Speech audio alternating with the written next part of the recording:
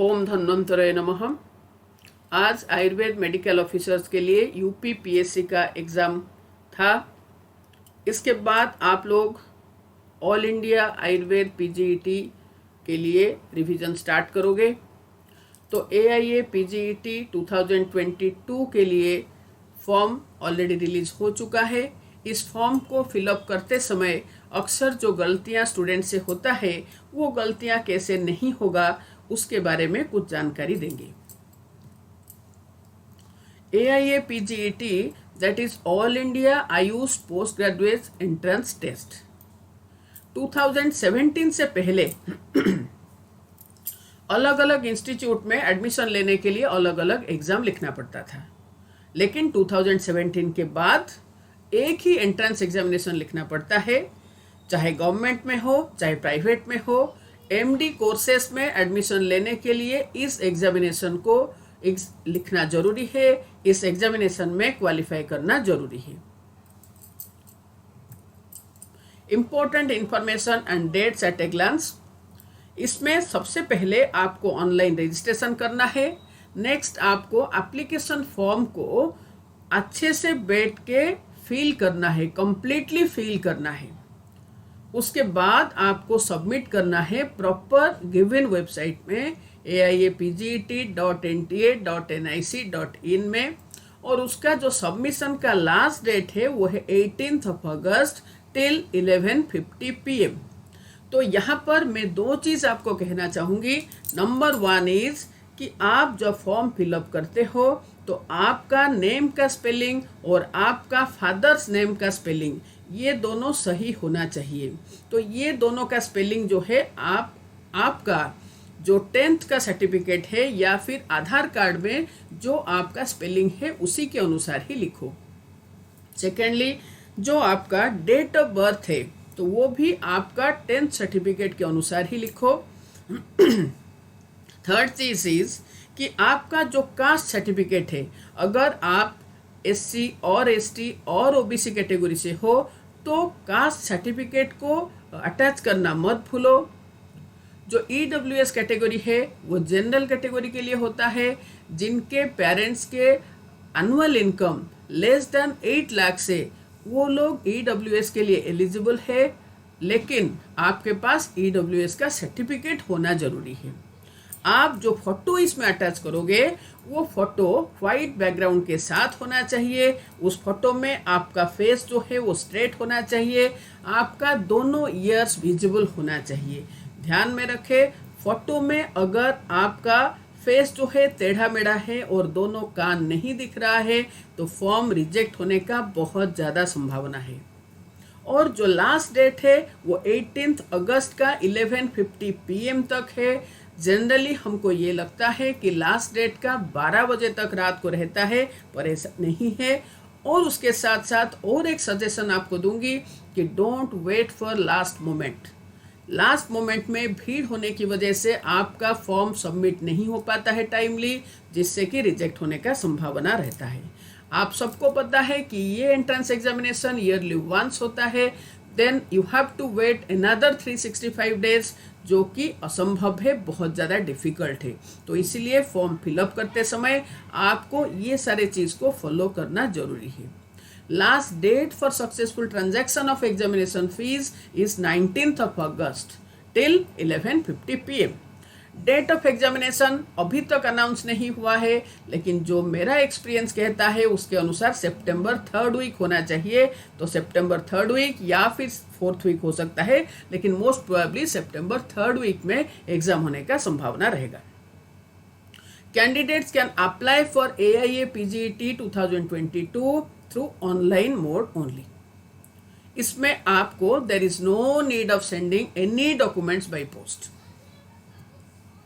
Examination fees general category के लिए और OBC के लिए जो फॉर्म का जो एग्जामिनेशन फॉर्म फीस है वो 2700, जनरल और EWS के लिए 2450।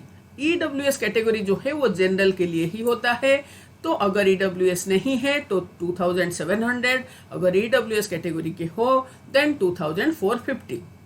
SC और ST और PWD कैटेगरी के लिए फॉर्म का जो फीस है वो 1800 है, और जो थर्ड जेंडर है उसके लिए एग्जामिनेशन फीस भी 1800 है. Again repeating, the entire application process for AIA PGET 2022 is online. Pattern of examination. Mode of examination जो है वो रहेगा कंप्यूटर बेस्ड टेस्ट. इसलिए आपको पहले से ही कंप्यूटर एग्जामिनेशन देने का प्रैक्टिस करना जरूरी है. ड्यूरेशन जो है वो 120 मिनट्स रहेगा या 2 घंटे रहेगा. Types of questions, multiple choice questions with single correct response. तो यहाँ पर आप ध्यान रखें कि जो लास्ट ईयर का एग्जामिनेशन था उसमें 5 तरह का MCQ मिला था. Number 1 is straight questions, multiple choice questions था लेकिन स्ट्रेट था वो. Second one is statement based questions था लेकिन वो रीजनिंग और असर्शन बेस्ड स्टेटमेंट था. थर्ड इज 4 स्टेटमेंट्स होते थे, उनमें से आपको चुनना होता था कि कितने सही है कितना गलत है. चौथा टाइप जो था वो था मैच द कॉलम, और पांचवा टाइप जो था वो था picture based multiple choice question. तो ये 5 प्रकार का क्वेश्चन था. ठीक है. Next is number of questions जो कि 120 होगा. मैक्सिमम मार्क्स 480 होगा. For each correct response you will get +4 marks, and for each incorrect response you will get -1, and 0 for unattempted questions. Medium of paper, Ayurveda का जो medium of paper रहेगा वो English and Hindi रहेगा. Homeopathy का English only, और सिद्ध में English and Tamil, यूनानी में इंग्लिश एंड उर्दू. तो आयुर्वेद का एग्जाम लिखते समय आप जिस लैंग्वेज में कंफर्टेबल हो you should choose that language. लेकिन जहाँ पर आपको कभी कभी क्वेश्चन पढ़ते समय कोई एक पर्टिकुलर टर्म को समझने में कंफ्यूजन होता है, उस समय डोंट क्विट दैट क्वेश्चन. उस समय you compare that question with another language. Like अगर आप हिंदी में कर रहे हो तो वो टर्म आपको नहीं समझ में आ रहा है, कोई एक पर्टिकुलर टर्म, तो आप इंग्लिश में जो टर्म दिया है उसको देखो. अगर इंग्लिश में कर रहे हो तो आप हिंदी वाले को देखो. लेकिन दोनों लैंग्वेज को जब आप कंपेयर करोगे तो आपको वो जो कंफ्यूजन था वो दूर हो जाएगा और आप उस क्वेश्चन को ठीक से कर पाओगे. ठीक है. और वेबसाइट जैसे कि नीचे दिया गया है aiapget.nta.nic.in. The syllabus for the exam shall comprise of subjects or knowledge areas as per the graduate level education regulations of respective discipline issued by NCISM or NCH. Kindly refer to the NCISM or NCS for complete syllabus document. यहाँ पर मैं एक चीज कहना चाहूंगी आपको, जैसे कि लास्ट टाइम एग्जामिनेशन में कुछ क्वेश्चंस था जो कि करंट अफेयर से था, है ना. तो वहां पर फिर स्टूडेंट्स के अंदर एक रिएक्शन होता है कि आउट ऑफ सिलेबस है, ये हमको प्रायर इन्फॉर्मेशन नहीं था. लेकिन आपको ध्यान में रखना है कि जो भी क्वेश्चंस आ रहा है, चाहे मिनिस्ट्री के रिलेटेड हो, चाहे आपको अदर स्कीम्स एंड प्रोग्राम्स के बारे में हो या फिर इंस्टीट्यूट्स के बारे में हो, तो ये कहीं ना कहीं आयुर्वेद के साथ जुड़ा हुआ है. आयुर्वेद से अलग कुछ भी चीजें हमारे क्वेश्चन में नहीं आया है. तो जब हम कोई हायर एजुकेशन के लिए एंट्रेंस लिख रहे हैं तो वहां पर we should not expect the questions should be of BMA standard. उसमें थोड़ा सा आपका स्टैंडर्ड जो है वो हाई होना जरूरी है. ठीक है. नेक्स्ट देखो, एलिजिबिलिटी क्राइटेरिया. जैसे कि आपको पता है कि आपको कंप्लीट हो जाना चाहिए आपका इंटर्नशिप, तो उसका भी जो डेट दिया है वो है 31 अक्टूबर 2022. लेकिन जैसे कि आप सबको पता है कि कोरोना की वजह से लास्ट 3 ईयर से सभी कॉलेजों में लगभग सारे एग्जाम्स का जो शेड्यूल है वो व्याघात हुआ है.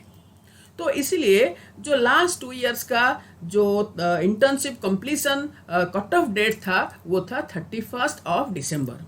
तो होपफुली तो ये एक्सटेंड हो सकता है जिससे कि जो बच्चे डिप्राइव हो रहे हैं 31 अक्टूबर के लिए वो लोग भी एलिजिबल हो जाए. The city of examination centers where the tests will be conducted are given at Annexure 3. This is mandatory for candidates to select 4 cities of their choice while filling online application form of AIAPGET 2022. आपको ध्यान में रखना है कि आपको 4 choices देना है. आप खुद बैठ के सोचो कि उस समय तक आप कहाँ पर होगे, कौन सी सेंटर रहेगा ताकि आप वहाँ पर कंफर्टेबल रहोगे ना. तो ऐसे सोच के ही आप वो 4 चॉइस को भरो. ऐसा नहीं है कि बाद में आप चेंज कराना चाहते हो और एग्जाम से पहले आप उसी स्ट्रेस में ही बिजी रहो, ऐसा होना नहीं चाहिए। Candidates have to apply for AIAPGET 2022 online only by accessing the website aiapget.nta.ac.in.